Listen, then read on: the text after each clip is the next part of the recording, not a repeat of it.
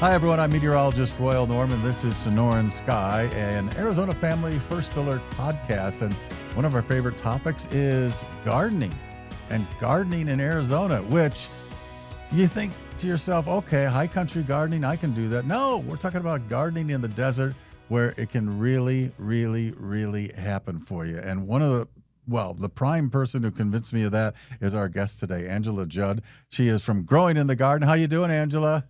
I'm fabulous. Thanks for having me. Oh, I mean, it's always a pleasure, as you know. Hey, for folks that may be seeing you for the first time, and you kind of start a lot of your videos like that, you kind of introduce yourself and say, hey, here's who I am. Tell us who you are. Sure. Angela Judd, and my website and YouTube and all the social media, it's Growing in the Garden. So my goal is to help you learn how to garden in the desert, even when it's tough, And right? yeah, and the crazy thing is, Angela has a garden, I swear to you, produces about 10 acres worth of crops, and you don't have a 10-acre lot, do you? No, I don't have a 10-acre lot. Thank goodness. That'd be too much. I Yeah. couldn't do that. So when did you start really getting into gardening in terms of I really want to make this better than what I'm doing right now? Well, when we moved to back to Arizona in 2008, Hmm. I finally had room for a garden and I just started growing. And I looked online and tried. I started with square foot gardening, Hmm. went to Home Depot, cut the wood, all those things, and had a little of bit of success, but then it got hot and I Yeah. struggled. And so really struggled until I figured out where to look for correct resources. Like I would go to Home Depot and ask them a question and or go to a big box store and ask them a question. And I knew enough to know that wasn't right, Hmm. but I didn't know the answer. And so I started to find the right resources. I took the Master Gardener classes in 2015. And that really, really helped because I was learning from, people who had their doctorate in different things. And I found out where to find the correct information and started having success. And really, my goal from that point on was to make it easier for people like me who want to have a garden to find the correct resources. So that's what I do. The information's out there, but sometimes it's hard to find. And so I just try really to put it into digestible, easy to follow formats where people can be successful because you can garden here. Yeah, and Really can. you said it right there, digestible. When I look at your stuff, I couldn't read. I can't read a lot of the stuff on gardening. I can read your stuff. It's simple. It's to the point. And I'm not saying it's oversimplified, but it's to the point. It helps you, A, B, C, D. Expect this, and so it's really, it's really a great guide. And I appreciate that. Thank you. I create the resources that I would want, and oh, there's my book. Yes. Yeah, so this little guide is my favorite though. I'm going to show you this one. Okay. This is let's see if we can see it right there. There you So go. this is the resource, this vegetable guide. That is the resource that I have wanted forever in my garden. And Mm. it's just easy to use, find the dates, when to plant, how to space them. And it's the thing I use. I have it right here on my desk. I use it every day. And so it's really finding the resources that I want as a gardener and getting them out to other people because I think people will get incorrect information or try something and then it doesn't work out. Right. And then they think, okay, I can't garden. I have a black thumb. But really, it's just gardening here is different. It's not the plant your tomatoes on Mother's Day, enjoy your garden through the summer, and have this great harvest in the fall. Yeah. That's our seasons are different here. And so we really have to learn to work within the seasons, maximize the benefits of growing here, which there are a lot of Oh benefits, yeah. and just understand some of the challenges, which, we're right in the midst of right now. Absolutely, and I do appreciate the book too. That's why I brought it out today because Thank no, you. this is what you get with Angela. You get colorful and you get beautiful graphics and you get stuff that you can understand. So that's why I wanted to You're bring. kind, Royal. I appreciate the Now, plug on now wait that. a That minute. was that was fun to write. Well, and let me ask you this: did I see on Instagram today you're having a flash sale? Yeah, let's do the promo. Come on. that's right. Their promo. Yeah, I've got my shirt on today. Arizona gardeners are hot. Because we hit, Yeah. you can tell us how hot. How hot did it get yesterday? 118 degrees 2 days ago. Wow. Yes. It was Yeah, crazy. 2 days ago. Yeah. Okay. Yeah. Yeah. So So, that was hot. so anyway, flash sale, check it out. So we're going to talk about August gardening because if you told somebody, I'll bet you if you went down to the local grocery store and say, hey, could you grow anything in August that would bear fruit or vegetable, whatever? And 9 out of 10 would say, no, you can't do that. But you're saying you can do that. You can plant in the middle of summer in August and get crops. Is that right? Well, the idea is because we have to maximize those short seasons, we have to get some crops in the ground. And, sometimes that we need to make sure the fundamentals are in place, good soil, good watering. We provide shade if necessary.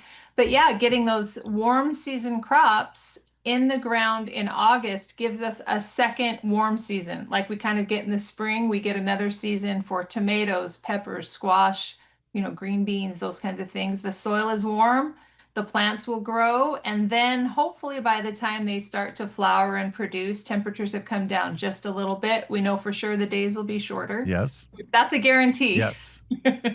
So the days will be shorter, so there is less, a little bit less sunlight. So we want to maximize, if we want to grow more warm season crops, not just our fall season crops, the broccoli and all those things. But if we want another round of warm season crops, then August is the time to plant them. So is it fair Late to July, even if you're really brave, but Okay. August for sure. Okay, so is it fair to say though that in your garden, because I apologize, I have not been there yet. I just seen all the videos. Most of your gardening is done with not above ground, but on top of the ground sort of situations. So not elevated beds, but raised Raised beds. beds, Yeah, a yeah. good portion of my garden is in raised beds. I do have a lot of containers, and I also have a fair amount now of in-ground areas. But a good portion of the annual vegetables that I grow are in raised beds. Okay. Yeah. And so, and I know that from, again, watching your videos, you've tried some of the beds that you can wheel around and change positions, and you've had a little bit of mixed results. Tell us about that. Sure. So again, gardening in Arizona is a little bit different, and things that work in other climates may or may not work here year round, and because we're asking a lot of our garden, we're saying, hey, we need you to look great all year long. Right. We're in, someplace like Chicago in the winter, it's not going to look good. And so really we ask a lot of those things. So I have been trying out small space gardening because not everyone has, how big did you say my lot was? 10 acres? 10 acres, yeah. Yeah, not everyone has 10 acres. So I've been growing in elevated garden beds and also green stock, like those vertical Oh, yeah. type planters. And I will say the green stock, the vertical type have been very challenging. Mhm. I've stepped away from those. I thought, you know what, I'm going to revisit those again in the fall and try again. However, the elevated garden bed, it's doing pretty well. I've Oh, got some Oyas in there and it's doing pretty well. The soil does heat up more, but there are crops that can take it. I've got the best looking basil in my whole yard in those elevated beds. so they are working out. Yeah, you just have to find the right combo in the right time of year. Right. And I think that because that soil does heat up a little bit more, I think that's going to be an advantage as we head into winter. And those wheels, we lose sunlight, as it Mhm. gets cooler and the days get shorter, that sunlight, can be a challenge having enough sunlight. And so I think that elevated bed is going to be a winner in the winter as well. Oh, So I'm actually surprised. I was not super hopeful about the elevated bed, but I'm pleasantly surprised and I'm harvesting, peppers and lots of basil, and it's got some beautiful flowers in it too. now, the other thing I learned is, first of all, you do have to be a little persistent with an Arizona, with a desert farm, with a desert garden, because you have to stay on top of things like watering and you have to watch for insects and things like that. But again, one of the things I learned from you is there are very easy ways to set up virtually automatic watering systems where it's kind of hands off, at least the watering part. Yeah, no, for sure. You can set up the systems. I mean, you want to be in your garden when it's running, if possible, Hmm. because if something's not working or if you get a leak, it's so dry that it will evaporate and you'll have no idea. So I would still encourage you to spend time in your garden, but it does make it much easier. And plants, our goal really is to reduce stress in plants. The less stressed they are, the more they will produce. And so regular, consistent, deep watering, letting the soil dry out a little bit and then watering again. Right. And the best way to do that usually is with some kind of automatic watering system is it's the way to keep your plants from being stressed. Yeah. It keeps them happier. And yeah, so you can be out there doing other things, but just monitoring that watering as it goes. Yeah, and I think you're right. You do have to monitor on a daily basis. Even, if you're working full time, you've got to check it out because one day you might see one plant that's getting a little stressed out or, another plant in this other area. And so, because that's just going to happen. And so you want to stay on top of that before you lose any of those plants. So here's what I want to ask you. So there are folks who are probably watching this and listening to this. They're saying, no, you cannot. You cannot grow anything in August in Phoenix. I don't believe you. So we're going to start from scratch. I want to do a little 2x4 above ground. I'm going to go to Home Depot and get the lumber and I'm going to build that. What do you want me to put inside of that, first of all? Let's just start from scratch. Well, we are so lucky here in the Valley that we have Arizona Worm Farm because, I partnered with them long time ago to help make this square foot gardening Mel's Mix, but it's made with the best compost in the valley, their worm castings. It's amazing stuff. And so we're lucky. We go to the worm farm and you're going to fill that bed up with that amazing soil. So you've got the best soil right away, and it's only going to get better because you're going to treat it well. You're going to add more compost. You're going to add maybe some worms to your bed. Yeah. But you're starting with the good. We're starting with the good stuff. So make sure you've got at least 12 to 18 inches of good soil. And then we're going to plant, see what is, can I share my screen? Can she share her screen? I think she can. Let's give it a try. Let's see. We don't know. We're going to see. Let's see if you can. I'm fine with that. Yeah. I don't know if it will let me actually. Oh, it's not going to let you. It's not letting me, but Okay. that's okay. All right. That's okay. So I will look at what I can plant in August. Yeah. And so I've got my calendars and Right. guides, and you can look on my website and see and book. figure out what to plant. And let's say, say you want to do tomatoes and peppers, Yes. and that's a great option, and some squash. So figure out, do I plant from seed or transplant? Learn a little bit about each of those crops. And so get that tomato planted from transplant, pepper from transplant, your squash from seed. Yep. Anything that has a big seed, generally, it's best to plant it from seed. And then I always like to throw in an herb and a flower, Oh, right? yeah. Because that just creates that nice ecosystem. You're not on your own, attract some pollinators. And so in August, you could plant some basil and some zinnias. Oh. That would be a good one to put in. And so then you've got your bed here, nice mix of all of those plants, and you're going to water it in the beginning more often. Okay. Because usually that transplant just has that small root ball, or the seed, it doesn't have big roots yet. So that first beginning part where we're putting that, whatever it is, seed or transplant, into the soil is the most important. We don't want to let it dry out. We want to make sure it's getting established. So you put it in, start watering, and then just look at the plant, right? Does it need some shade? Maybe give it some shade. When you start to see that growth above ground from the seed, or when you start to see that transplant putting on new growth, that will tell you that things are happening below ground, and now you can ease up a little bit on that watering.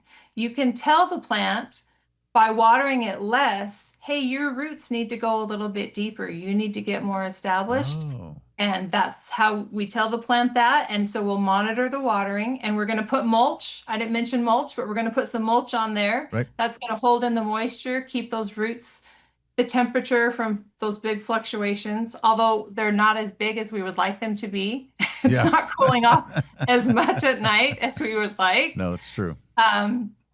But yeah, and then you're just going to monitor and spend time in your garden every day, like you say, because one squash bug is easier to deal with than multi-generational families of squash bugs. And just enjoy your garden. Be a gardener. Make it a habit to go out every day, however big your garden is, and just put eyes on everything. Yeah, you know, it was one of the most thrilling things that has happened. You're gonna laugh. Thrilling things, and I don't even know the name of it, but it's that green great bug that has the big wings, and it's a beautiful bug. And I saw, Lacewing, maybe? yeah, and I saw one of those in my, and I was like, oh, this is fantastic. I got a bug eating bugs in my garden, and that made me happy. And it's laying eggs, and those eggs are going to eat a whole bunch of bugs. Yeah, So yeah. it really is a beautiful thing. If you step back a little bit and just let nature help you out, it's amazing what will happen. So here's the question, and I'm not casting aspersions on any big box store, and I don't want you to. You know me. I don't want you to do that. But there's a lot of folks that can't get to the Arizona worm farm. It's a long haul. Um, how, why is it so? I mean, I know that stuff just seems to work so much better. Is it just because the product, as opposed to maybe more mass-produced product, is just that much superior? Right. Soil is alive. And the more alive your soil is, the better, because then all of those beneficial, everything that's in there are going to break down the organic matter that's in your soil into usable food for your plants. So, but we do the best we can. Right. I mixed my own soil for years. I would get, the right mix of things from the big box stores Right. and mix them up on my own. And that can work too. So you do the best you can, really. But so you want to make sure your whatever soil you're using has good compost in it, Hmm. and just have it be as fresh as possible. And then things like using organic amendments, adding worm castings to your beds, and then just taking good care of that soil, it will become more alive over time as well. So the nice thing about the worm farm is, it's you see them making the compost and that's what's going in. And so Hmm. you're seeing that happen. But again, you can't always do that, but do the best you can. And then once your soil is in, treat it well. Don't be putting, chemical fertilizers and things like that in it. And the other thing about the big box I wanted to mention is because you talked about give a plant shade, and people go, "What? I'm going to move a tree there?" No. Here's the thing: at any big box store, you can go buy shade screens of anything, to be like 25%, 35%, 50%, and a couple of poles and a shade screen, and you're locked in with shade for that planter. Correct? For sure. Yeah. So I use 50%. I feel like that's a good number, but I also will plant big branching sunflowers on the west sides of my beds. That's a package of sunflower seeds. You plant those once, they're going to come back every year. So you just buy one pack of seeds, plant those branching sunflowers along the west side, and then it's going to block that late afternoon sun, get a little shade above it, and that's really, pretty great way to go. But we do need to provide some shade for our gardens, Hmm. generally until temperatures are below 90 degrees, because 90 is kind of that sweet spot where plants aren't stressed. And so if we can cool that air by about 10 degrees and by adding some shade, then that really helps our plants. So my buddy Jared Dillingham, who works for AZ Family, he's also a gardener. He has a smaller garden than me, but I got to tell you something. When he hits, it's jackpot. He had a Nice. jackpot of tomatoes this season that was unbelievable. So when he gets it, boom. But his Good for question him. was, he was reading one of your blogs, and it was about revitalizing soil. So like I've had most of the soil in my raised beds now 3-4 years, and most of them I have to start thinking about that, don't I? Not necessarily. Oh, I okay. would say if it's in a raised bed, it's just going to get better, right? We're Oh, taking good care of it. We're adding compost. We've hopefully got worms in our beds, yes, right? Doing the yes. vermicomposting. And so that's how you're revitalizing that soil. What he might be referring to is when we are growing something in a container, Ah, it doesn't have the benefit of building up and getting better over time. Instead, whatever plant is in that container is going to kind of use up all of that organic matter, and it's going to be full of roots. And so sometimes there's still soil left in it. And so how do we not be wasteful, right? Soil is expensive. Right. What can we do to revitalize that kind of soil? So make sure, number one, if there's pests or diseases, I wouldn't try. Right. But if it's just a matter of just the soil is kind of dried out, it was in a container, but I want to use it again, we're adding fresh compost to that. And then we're adding worm castings. You Hmm. hear me talk about both those things a Yes. lot. Yes. And then for a container, maybe a little bit of a balanced organic fertilizer as well. Okay. Yeah. And then wetting it down, making sure it's not hydrophobic, making sure Hmm. when you're spraying it off that the water just isn't going right off, but it's really getting absorbed and that is able to hold on to moisture. And then absolutely, that's how you can revitalize your soil. Oh, okay. That that's good to know, and it's good to know that I'm revitalizing mine as I go. And yes, I do have the worms, and yes, I love the worms. But here's the thing, folks: if you don't want to do the worms, yeah, the castings are great from Arizona Worm Farm. You can get them other places, but here's the deal about Arizona Worm Farm. Correct me if I'm wrong, Angela.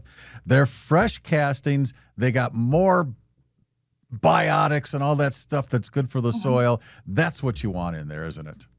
Yeah, they're as fresh as you can get. And it's like Disneyland for gardeners. Oh You know, yeah, it is. really, you go there and it's just you catch the vision. It's been amazing to see the progression through the years of, this vision of what could be and what has become Yeah, now. yeah. And it's such an amazing resource for us here in the Valley. We are really, really lucky to have a place like that here in the Valley. Well, and I just like also how Zach has sort of adjusted to, he's seen something work, he goes that direction. He's seen something not work, he moves away from it. I mean, it's that whole learning process to me that's Yeah. fascinating. Which we have to do Yeah. here. The rules of a lot of other places, this hard-fought wisdom from around the country doesn't it doesn't apply to us Hmm. always. So a Hmm. lot of times we have to learn from other gardeners here that have been gardening for a long time and that's what I loved about the Master Gardener program. Yeah. Working alongside these gardeners who had been doing this for a long time and just asking them questions until they got sick of me asking, but then just observing, watching in the demonstration garden, what are they doing? What are they looking for?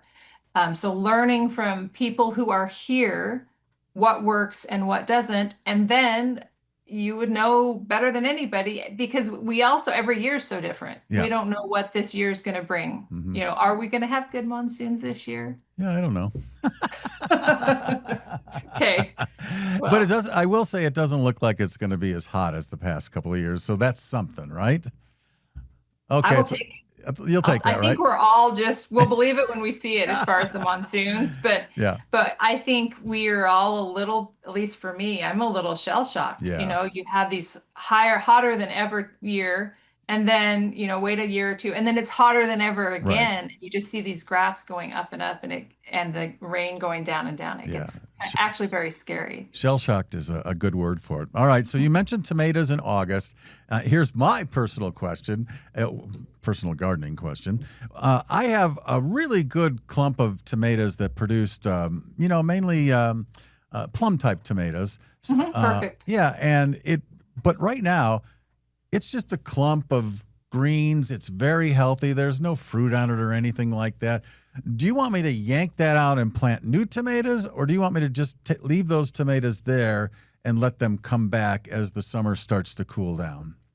So think about those roots of that tomato Oh, plant that you have right yeah. now. Those are nice and established. And right now, don't look at your tomato plant. Don't do anything. Don't stress it out. Yeah. Don't just leave it alone, Yeah.